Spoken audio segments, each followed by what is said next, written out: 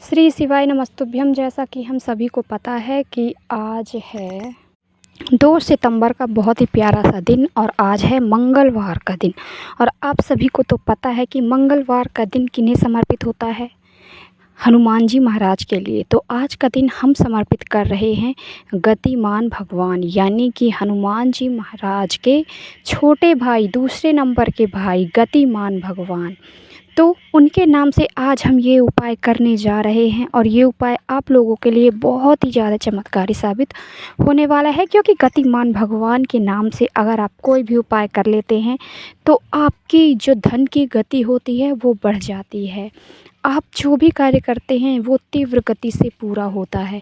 तो आपको ये उपाय करना है गतिमान भगवान के नाम से। आज के उपाय जो भी करेंगे हम गतिमान भगवान के नाम से आज के उपाय करने वाले हैं। तो वीडियो को पूरा देखिएगा, लास्ट तक देखिएगा। और आप सभी से रिक्वेस्ट है कि वीडियो को लाइक, चैनल को सब्सक्राइब करके जाइएगा, बेल आइकन को प्रेस करना ना भूलें ताकि हमारी वीडियो की नोटिफिकेशन सबसे पहले आप सभी को मिल पाए। तो करना क्या है, देखिए सबसे पहले आपको बता दें कि एक दीपक वाला उपाय करना है, जैसा कि मैंने पहले भी बताया है ना। मेरी पिछली वीडियो आप देखेंगे तो मैं दीपक के उपाय बताती रहती हूँ जो बहुत ही सरल होते हैं। और आप सभी को शाम के समय एक दीपक ज़रूर से प्रज्वलित करना चाहिए अपने घर पर। शाम के समय बहुत ही शुभ माना जाता है, आपके घर पे कभी भी धन की कमी नहीं होगी शाम के समय अगर आप दीपक वाला उपाय करते हैं तो। देखिए करना कैसे है। आज का उपाय बहुत ही सरल है, बहुत ही अचूक उपाय है।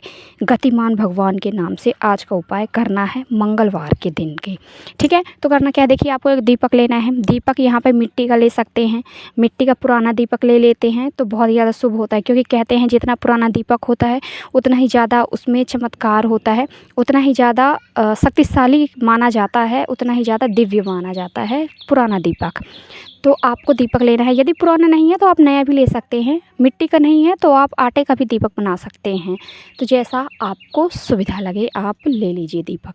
और यहाँ पर आपको पता है जब भी हम देवताओं के लिए दीपक प्रज्वलित करते हैं तो गोल बाती के दीपक प्रज्वलित करते हैं, और जब भी हम देवियों के लिए दीपक प्रज्वलित करते हैं तो लंबी वाली बाती का दीपक प्रज्वलित करते हैं।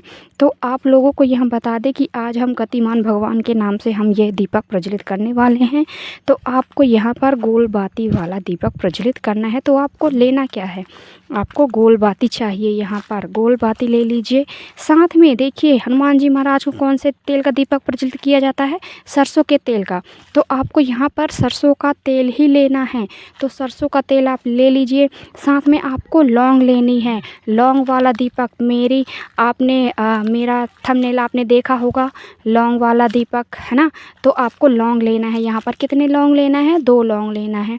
आप लौंग के जोड़ा एक ले लीजिए, यानी कि 2 साबुत लौंग लेना है। इतना ध्यान दीजिएगा, जब भी आप लौंग लेते हैं किसी भी उपाय के लिए तो आप लोगों को साबुत लौंग लेना होता है, फूल वाला लौंग लेना होता है। तो आपको लौंग लेने हैं, लौंग 2 ले लीजिए। इसके बाद आपको एक चीज़ और लेनी है। वो कौन सी चीज़ है, आपको काली तिल लेनी है। काली तिल के दाने ले लीजिए, कुछ थोड़े से, ज़्यादा नहीं चाहिए, थोड़े से ही काले तिल के दाने ले लीजिए। और फिर जाना कहाँ पे रहे, इस दीपक को प्रज्वलित कहाँ पर करना है। देखिए इस दीपक को अगर आपके घर पर हनुमान जी महाराज की कोई भी प्रतिमा है, कोई भी मूर्ति है, कोई भी तस्वीर है, फ़ोटो है, तो आप वहाँ पर चले जाइए, है ना। वहाँ पर जाना है।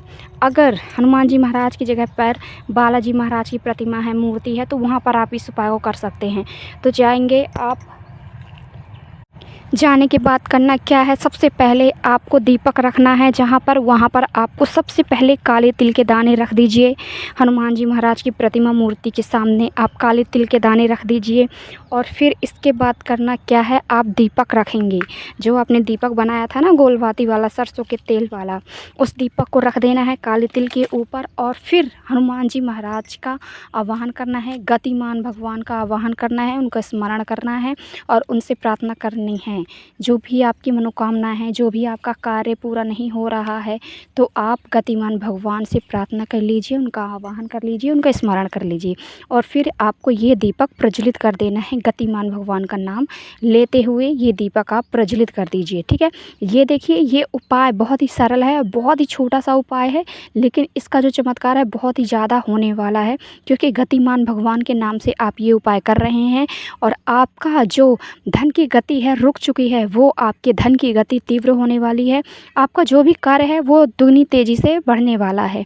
तो आप ये उपाय ज़रूर से करें। शाम के समय सूर्यास्त के बाद, आप रात में कर सकते हैं, रात को 12 बजे से पहले आप कभी भी कर लीजिए। आपने मेरे थंबनेल में देख ही लिया होगा 8:30 के बाद, है ना। तो आप इस उपाय को शाम के समय, रात में आप कर सकते हैं। तो चलिए हम दूसरे उपाय की तरफ लेकर चलते हैं। और जो हमारा दूसरा उपाय होता है वो होता है आपके घर की रोग के लिए, बीमारी के लिए। आपके घर में रोग लगा हुआ है, बीमारी लगी हुई हैं, आपके घर में एकाएक व्यक्ति लगातार बीमार पड़ते रहते हैं, आपके घर में आप बहुत ज़्यादा परेशान हो चुके हो, दवाइयाँ करवा करवा के, डॉक्टरों को पैसा खर्च कर कर के डॉक्टरों के ऊपर, है ना, फिर भी आपके घर की जो बीमारियां हैं वो ठीक नहीं हो पा रही हैं। तो आपको ये उपाय करना है आपके घर की बीमारियों को ठीक करने के लिए। तो करना कैसे है ये आप बहुत ही ध्यान से सुनिएगा। जो तो दूसरा उपाय के लिए आपको चाहिए क्या? सबसे पहले तो आपको यहाँ पर बेलपत्र चाहिए। बेलपत्र आपको 1 लेनी है। दूसरे नंबर पर जो आपको लेनी है वो है समी की 2 पत्तियाँ। 2 पत्तियाँ समी की लेनी है। अगर समी की पत्ती बाई चांस आपके पास नहीं है तो आप समी की पत्ती की जगह आप चावल के दाने ले लीजिए। चावल के दाने जो आप लेंगे वो साबुत चावल के दाने होने चाहिए। इसके बाद आपको 1 लोटा जल लेना है, पीतल के लोटे में जल लेना है। और रोग बीमारी के लिए ये उपाय कर रहे हैं तो आप जल के साथ साथ थोड़ा सा गंगा जल भी डाल दीजिए। और फिर आपको एक चीज़ और लेनी है, वो लेना है लाल कलर का सिंदूर आपको लेना है। और इन चीज़ों को लेकर जाना है शिव जी की शिवलिंग के पास जाना है। और ये घर आपको अपने घर पर ही करना है। शिव जी का शिवलिंग आपके घर पर ही है तो आप घर पर ये उपाय कर सकते हैं। तो करना कैसे है? जाएंगे शिव जी के पास, शिवलिंग के पास। तो सबसे पहले आपने जो बेलपत्र ली है, बेलपत्र को साफ़ कर लेना है, धोकर साफ़ कर लेना है, सुखा लेना है। और देखिए बेलपत्र में 3 पत्तियां होती हैं, एक सबसे बड़ी वाली और 2 छोटी छोटी नीचे की साइड होती हैं। तो आपको बड़ी वाली बेलपत्र से कोई लेना देना नहीं है। जो छोटी छोटी पत्तियां 2 होती हैं नीचे की साइड, उनमें हमें उपाय करना है। तो करना कैसे है? जो आपने लाल कलर का सिंदूर लिया है, लाल कलर का टीका सिंदूर से आपको रोली से टीका कर देना है दोनों पत्तियों में, छोटी छोटी जो 2 पत्ती होती हैं। और उसी के ऊपर, टीका के ऊपर आपने जो समी की पत्ती ली है, समी की पत्तियां एक एक करके चिपका देना है दोनों पत्तों में। अगर समी की पत्ती नहीं ली है तो आपने चावल लिए हैं तो चावल चिपका दीजिए। और फिर जहाँ पर माता अशोक सुंदरी का स्थान है, आपको तो पता ही होगा, शिवलिंग के ऊपर भगवान शिव का पूरा परिवार विराजमान है, ये किसी से छिपा नहीं है और मैं आपको बता रही हूँ। तो जहाँ पर माता अशोक सुंदरी का स्थान है वहाँ पर ये पत्ती चिपका देंगे। और चिपकाना कैसे है? जिस साइड सिंदूर लगा हुआ है, टीका आपने लगाया है और चावल चिपकाया है या फिर समी की पत्ती, वो वाला भाग नीचे की साइड होगा, यानी कि चावल या फिर समी की पत्ती टच होनी चाहिए माता अशोक सुंदरी के ऊपर। तो ऐसे आपको चिपका देना है। और जब आप ये समर्पित करेंगे बेलपत्र तो आपको गतिमान भगवान का स्मरण करना है, उनका आवाहन करना है, उनसे प्रार्थना करनी है कि आपके घर में जो भी व्यक्ति बीमार रहता है, ये व्यक्ति मेरे घर में बीमार रहता है, उसकी बीमारी को ठीक कीजिए। हम लोग बहुत ज़्यादा परेशान हो चुके हैं, बस आपका ही सहारा है। तो गतिमान भगवान का नाम स्मरण करते हुए ये बेलपत्र आपको अर्पित कर देनी है माता अशोक सुंदरी के स्थान पर। और जो आपने 1 लोटा जल लिया था और गंगा जल साथ में, तो शिवलिंग के ऊपर, शिव जी के ऊपर आपको अर्पित करनी है। किनका नाम स्मरण करते हुए? कुंदक रूप कुंदकेश्वर महादेव का नाम स्मरण करते हुए आपको ये 1 लोटा जल अर्पित कर देना है। जब भी आप रोग बीमारी के लिए आप उपाय करते हैं तो कुंदक रूप कुंदकेश्वर महादेव का नाम स्मरण करना चाहिए। और जब भी आप मेडिसिन आप खाते हैं या फिर आप देते हैं अपने घर के बीमार व्यक्तियों को, तो कुंदकेश्वर नाम का स्मरण करते हुए, कुंदकेश्वर महादेव का नाम स्मरण करते हुए आपको अपनी मेडिसिन खानी चाहिए, जिससे ज़्यादा अच्छा असर होगा और कुंदकेश्वर महादेव आपका रोग बीमारी दूर करेंगे। तो ये था हमारा दूसरा उपाय आपकी रोग बीमारी के लिए। तो चलिए हम जल्दी से बात कर लेते हैं हमारे तीसरे उपाय के लिए। तो तीसरा उपाय के लिए आपको करना क्या है? तो सबसे पहले तीसरे उपाय से को बताने से पहले आपसे रिक्वेस्ट है कि वीडियो को लाइक, चैनल को सब्सक्राइब कर दीजिएगा, बेल आइकन को प्रेस करना ना भूलें।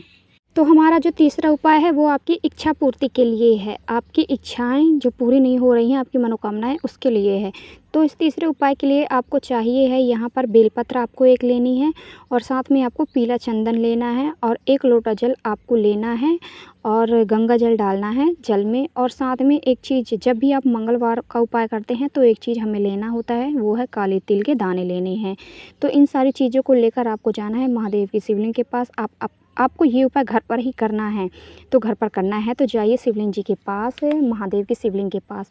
तो करना क्या है, आपको सबसे पहले पीला चंदन लेना है। पीला चंदन को थोड़ा सा पेस्ट बना लेना है और इसका लेप करना है माता अशोक सुंदरी के स्थान पर। वो आपको पता ही होगा, मैं वीडियो में दिखा दूँगी कि माता अशोक सुंदरी का स्थान कहाँ पर होता है। तो वहाँ पर पीले चंदन का लेप कर देना है। अब ये जो आपने पीले चंदन लिया है अलग से डिब्बी, वो आपको साइड में रख देना है और जो आपने पीला चंदन का लेप किया है माता अशोक सुंदरी के ऊपर, वही लेप लेना है और शिव जी के ऊपर लेप कर देना है। शिवलिंग के ऊपर जो आपने पीला चंदन लगाया है माता अशोक सुंदरी के ऊपर, वही लगाया हुआ लेना है अपने हाथों में और उसी का लेपन करना है शिव जी के शिवलिंग के ऊपर। और फिर जो आपने काले तिल के दाने लिए हैं वो शिवलिंग के ऊपर आपको अर्पित कर देना है गतिमान भगवान का नाम स्मरण करते हुए। और आपके पास जो एक बेलपत्र है, बेलपत्र अर्पित कर दीजिए शिव जी के ऊपर। और फिर लास्ट में 1 लोटा जल आप अर्पित करेंगे शिवलिंग के ही ऊपर, शिव जी के ऊपर। और आपको जब आप 1 लोटा जल अर्पित करेंगे तो आपको यहाँ पर चंपेश्वर महादेव का नाम स्मरण करना है। किनका? चंपेश्वर महादेव का नाम स्मरण करना है। तो ये था हमारा तीसरा उपाय। जल्दी से बात कर लेते हैं हमारे चौथे उपाय की। तो चौथा उपाय आपके घर की सुख शांति समृद्धि के लिए है। आपके घर में कोई भी कष्ट है, कोई भी तकलीफ है, उसके लिए है ये उपाय। आपकी इच्छा पूर्ति भी होगी, मनोकामना पूर्ति भी होगी। तो करना क्या है, देखिए, अगर जो भी व्यक्ति आपके घर में ज़्यादा लड़ाई झगड़े क्लेश कलह करता है ना, तो उसके लिए है ये उपाय। तो आपको करना क्या है, एक कच्चा सूत लेना है, मौली धागा लेना है।